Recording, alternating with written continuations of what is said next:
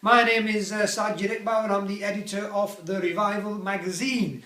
Today, inshallah, we are going to talk about the Prophet Muhammad. No, I'm not going to give you a boring lecture. No, I'm not going to say the right sort of. What I want to talk about is a little important issue.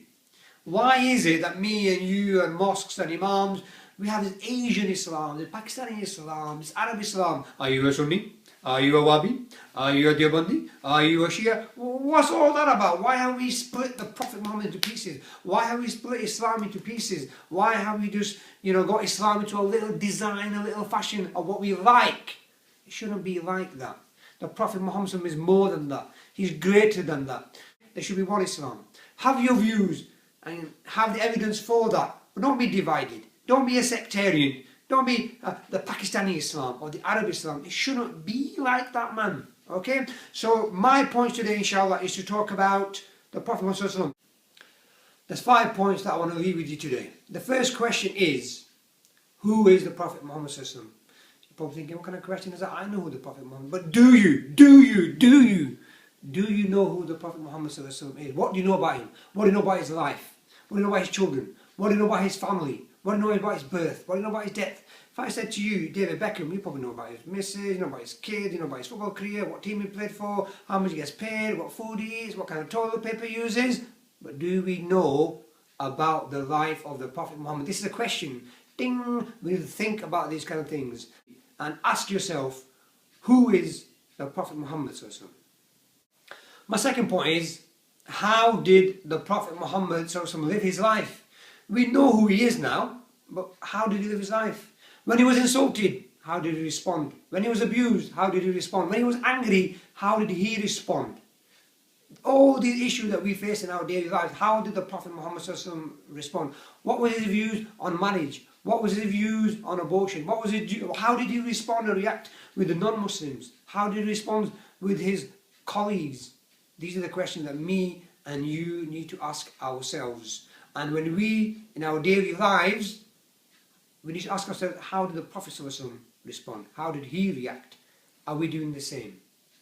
My third point is that what did the Prophet Muhammad ﷺ do for me and you? What did he give to the world? What did he give to mankind? You're probably thinking, he gave us the Quran, he taught us to do namaz. No, he did a lot more than that. The first person in mankind to give us the written constitution, a political constitution. He gave rights to women, he gave rights to blacks, he gave rights to slaves, he gave rights to prisoners of wars, he gave rights to other faiths.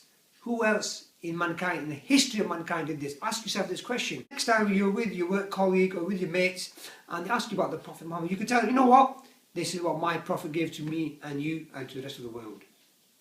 My fourth point today is this question about the misconceptions that people have about the Prophet Muhammad, peace be upon him. You are asked them, I am asked them, allegations about his wife. Did he spread Islam by the sword? Was he a bit of a madman? Did he write the Quran himself?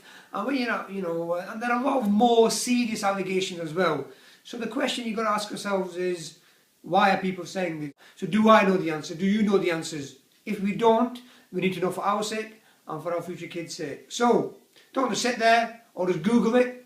You need to educate yourself. This whole message today is about educating yourself.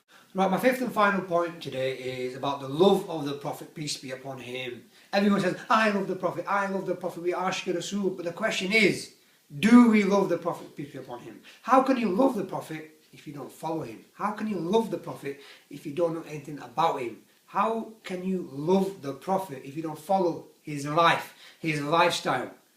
Because what we do is, what I do, what we probably all do, follow a bit of Shah Rukh Khan, a bit of Tupac, a bit of David Beckham, a bit of Gangnam Style, then we say, oh, I love the Prophet, we do the Milad and happy days. But it shouldn't be like that. This is a message for everyone, is to know your Prophet. Who is he, first of all? Secondly, live his lifestyle. Thirdly, find out what he gave to mankind. Fourthly, any misconceptions, try to answer them. Again, educate yourself. Be a student of Islam. And finally, show your love by following him and acting upon everything he says. So the next time you're at school, you're at college, you're at work, before you do anything, ask yourself this question. Now, what did the Prophet Muhammad do? How would he do it if he was here? So rather than getting into all the groups and sects and being divided and fighting over the Prophet, peace be upon him, whether he's this or that or the other, my final message is know him, understand him, and follow his life. Assalamu alaikum.